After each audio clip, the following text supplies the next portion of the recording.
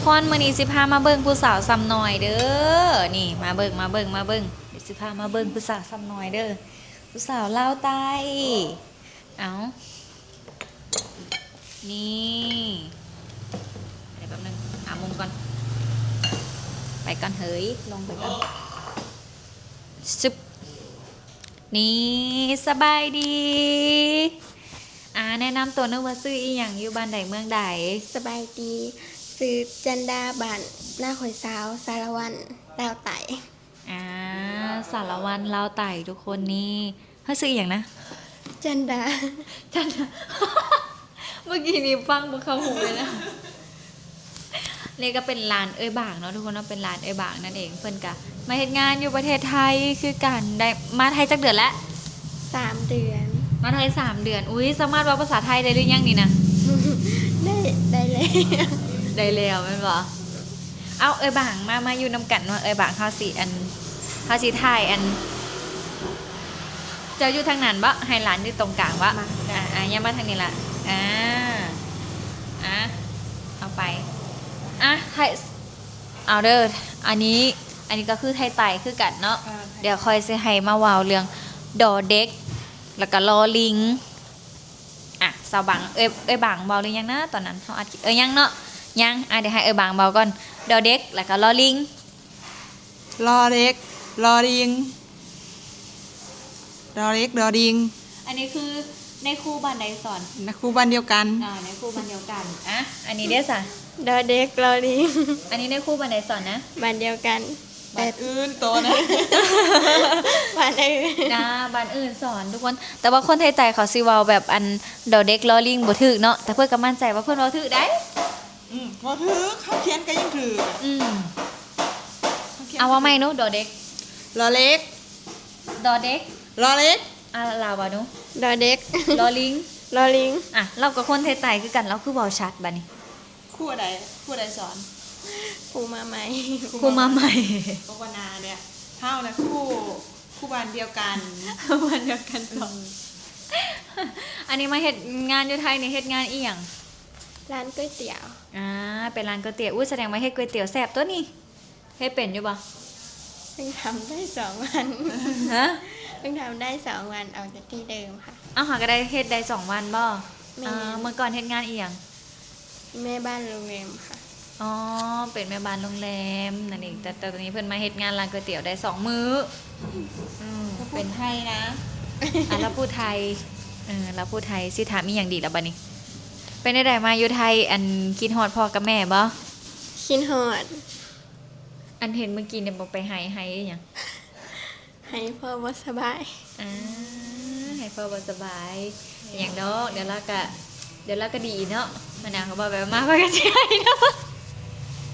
ใส่กระโปรงน้ำตาคือกันแม่เฮ้ยสิว่าจังไหนล่ะพ่อบ่สบายแห้งบ่นักเลยบ่โอ้ยบ่เป็นอย่างดอกเดี๋ยวเพื่อนกันดีเนาะบ่สบายซื่อๆไปหาหมอเดี๋ยวก็ดีแหละ มาเล่นต่างแกฮะ ทางการก็ตั้งใจหาเงินเก็บเงินอันนี้คือแบบมีพี่น้องหลายคนบ่ มี3 คน 3 คน อันนี้เป็น เอกก โอ้ยเป็นเอ้ยก๊กบ่เก่งตัวเอ้ยตัวเกินต้องแบบแบกภาระสิเนาะว่าเป็นอย่าง คนโต เป็นลูกคนโตแล้วว่าเป็นอย่างเนาะเก่งมากว่าเป็นอย่างหาไปเรื่อยๆเนาะแล้วก็อีอย่างนะ มีน้องไก่เคียนอยู่บ้านปะ มีน้อง น้อง อยู่บ้านบ่ น้องอยู่บ้านเฮียนปะ เฮียน นั่นอันนี้ก็เลยต้องส่งเงินทั้งกลับบ้านทุกเดือนสิบ่ เมน เพื่อนก็เลยเป็นห่วงพ่อของแม่เนาะทุกคนด้วยความที่แบบเพื่อนก็ยังแบบยังเด็กน้อยอยู่สิเนาะมันก็มีความคิดที่แบบเป็นห่วงพ่อแล้วก็คิดฮอดแม่และอีกอย่างหากลับมาแน่เนาะต่างบ้านต่างเมืองสิเนาะ ก็ถือว่าเก่งแหละเก่งหลาย ที่หาเพื่อนยังงงหัวอยู่นะเฮ้ย แม่ อันนี้ถือว่าเก่งหลายเนาะมาแบบ ตัวต้องภูมิใจเด้ แม่เป็นหัวหน้าครอบครัวใด ที่หาปีแล้วมาเขาจะใจทุกคนดีใจ เราสิถามอีกอย่างต่อ ลืมเลยเด้ลืมคำถาม ลืมคำถามแล้วอันนี้ก็เป็นหลานแท้ๆกับเอ้ยบางมันว่า แม่ อ๋อเป็นลูกพี่ลูกน้องสิบอก เป็นลูกเอื่อย ลูกเอื่อยหมายถึงลูกเอื่อยกับลูกเอื่อยแม่พี่เอื่อยเอ้ยบาง ลูกเอื่อยเฮาเอื่อยเฮาเอื่อยคอยนี่แหละจังไง ลูกแม่เดียว ลูกเอื่อยเดียวกัน หมายถึงว่าแบบคือเนาะอันเอื้อยของตาบานก็คือแม่ลูกแม่เดียวกันกับ เอ ตา อ บาน ลูกแม่คอย อ๋อเหรอ ร้านแท้ๆเลยอ่ะ อืมร้านแท้ๆเลยเพิ่นก็เก่งเนาะทุกคนเนาะแล้วตอนนี้พ่อเป็นแนวใดดีขึ้นแล้วบ่ อืมยังเปียกกะยังร้ายแต่ว่ายังบ่ทันไปกวนน่ะไปไม่กวนในบ้านแผนเพิ่นว่าให้ไปห้องหมอแล้วก็ผ่าตัดนี่ อุ้ยเอ้ยอันนี้ขอโทษเด้อเพิ่นเป็นอีหยัง อันอยู่ในคอเนี่ย เป็นเนียงหัวเอิญเป็นเนียงหัวบ้านเฮา ไปลอย เออ ไปลอยเลยเนาะ อุ้ยเฮาเลยคิดว่าแบบเพิ่นบ่สบายแบบนี้ซื่อๆนะ พ่อประมาณ นั่นแหละมันเคาะบ้านเฮาเอิญว่าคอกินเดือด อุ้ย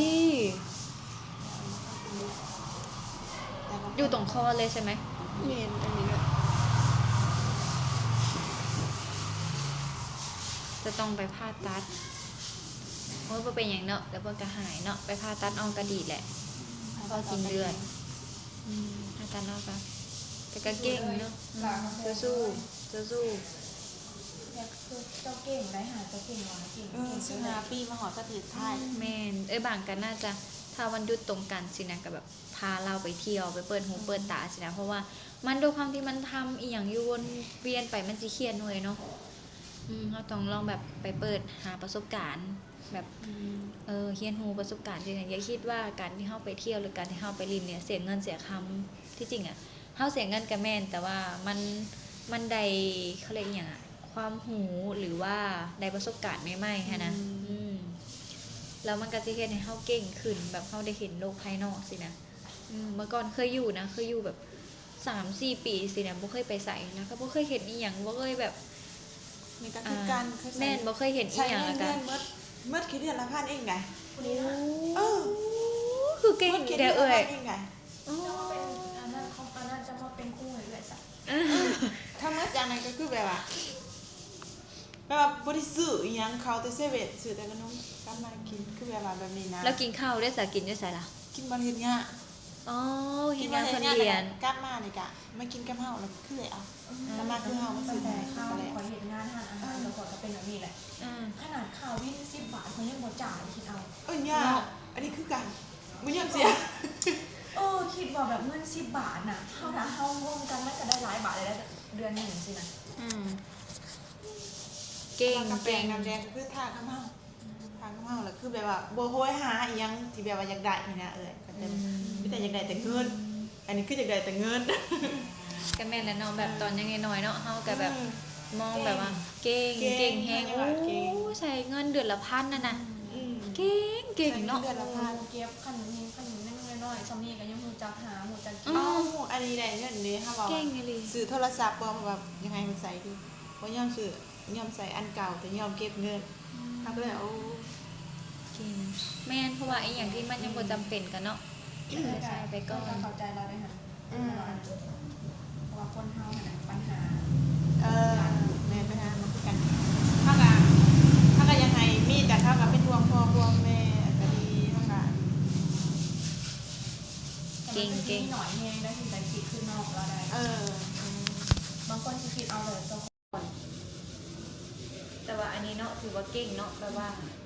อายุ10 15เฮาว่าได้ดีบ่15 ปีมันเฮ็ดงานอยู่ไทยได้อยู่ก็สิเว้าไปมันก็บ่เว้าก็ได้เนาะเฮาก็ตัดออกเนาะ 15มันบ่ได้เนาะ มันได้ มันน้อยโพด มันน้อยมันสิบอกว่ามันผิดกฎหมายจังซี่นะเฮาก็บ่ไปยังเฮาไปตัดออกเอา อะไรกันมันถูกกับจักแม่งซ้ำเฮ้ยแต่ก็ ก็จะโลกนี่แหละ เอิ้นกันมันจะเคยจังได๋บ่คิดฮอด เก่ง อ๋อ เก่ง กินฮอด โอ้ยแล้ว กินฮอดกับกินฮอดแท้ๆเนี่ยบ่ ตอนแรกก็บ่ฮู้ได้เนาะตอนแรกก็คือบ่ฮู้คิดว่าเป็นเด็กน้อยแบบที่แบบว่าอันอีนั้นบ่มีหันนะ เอ้าเราเขาได้แบบเพื่อนอีหยังแบบนี้ก็ถือว่าโอเคอยู่อะ เพื่อนยังสนิทเลยอ่ะยังสนิทเลยอะเพื่อนเป็นคนไหนกันที่เพิ่นตัดสินใจออกเพื่อนออกเรียนกันในเกตเพื่อนเห็นแม่ ก็เลยว่าอันนี้ก็เลยแบบว่า ก็เลยดึงมากนะเฮาก็ซอยใดที่เฮาบ่สามารถที่จะซอยให้เขาปานนั้นได้บ่ล่ะเฮาก็เลยตัดสินใจว่าดึงด้านมาแต่ถามร้านเลยอ่ะนั่นแหละเดี๋ยวเสียใจบ่ถ้าออกเรียนบ่ล่ะแต่ก็ทางแม่เขาก็บ่มีเด้เขาว่าให้เฮาไปส่งเฮาก็บ่สามารถส่งได้บ่ล่ะเอื้อยเฮาก็บ่มีเฮาก็เลยว่าตัดสินใจจังได๋ก็จังได๋มันก็บ่รวยหย่อนเฮาเป็นพนักงานดอกไปเนาะจังได๋มันก็สิรวยหย่อนเลยว่าเฮาอันนี้เฮาหาแต่ยังน้อยเฮาก็อาจสิสบายไปเมื่อหน้าก็เลยตัดสินใจเฮ็ดบ้านกีฬาเฮ็ดร้านของมา แล้วอันนี้นะเฮียจบมอใดอยู่บ้านนะ เมื่อสี่ มอซีจบมอซีเรียนจบมอซีแล้วก็ออกมาเฮ็ดงานอยู่ไทยก็ถือว่าเก่งแล้วเก่งหลายสู้ๆเด้อสู้ๆเนาะเก่งแต่นี่ก็เก่งแหละใช้เงินเดือนละ1,000 เพื่อนกับเพื่อนก็เพิ่นเพิ่นแล้วอีกอย่างพอมันก็บ่สบายเดี๋ยวมันเป็นแม่ก็เป็นหนี้ธนาคารบ้านเฮาคือบ้านเฮาเลยเอื้อยถ้าได้กู้มันไปเอาเงินมาก่อนบ่ได้เป็นได้มากู้มันเอาเงินไปคืนเขาบ้านเฮาก็ซ้ำบ้านเฮานี่ล่ะเฮาบ่ได้ก็บ่ได้เด็กอยู่บ้านบ่ได้เด็กก็ยังบ่บ้านเอาความจริงเด้อเอื้อย เพิ่นก็อยากเมื่อบาน อยากมาบ้านนะ